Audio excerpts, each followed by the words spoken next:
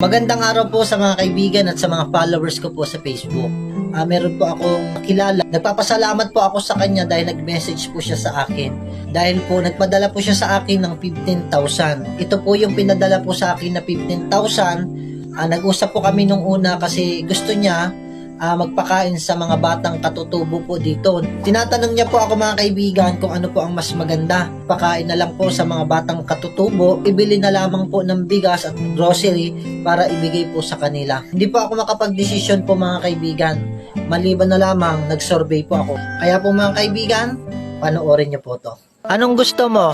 Magpapakain o bibili na lang ng bigas? Bibili na lang po ng bigas.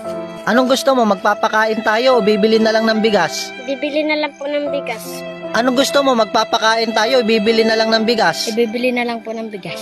Anong gusto mo? Magpapakain tayo o bibili na lang ng bigas? Bibili na lang po ng bigas. Anong gusto mo? Magpapakain o bigas na lang? Bigas na lang po.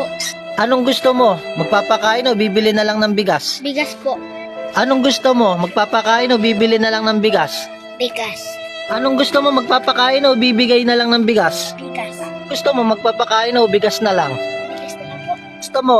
Magpapakain o bigas? Bigas na lang. Anong gusto mo? Magpapakain o bigas? Bigas. Ang gusto po ng nakakarami, bigas, kaya bigas na lang po ang ating bibilhin.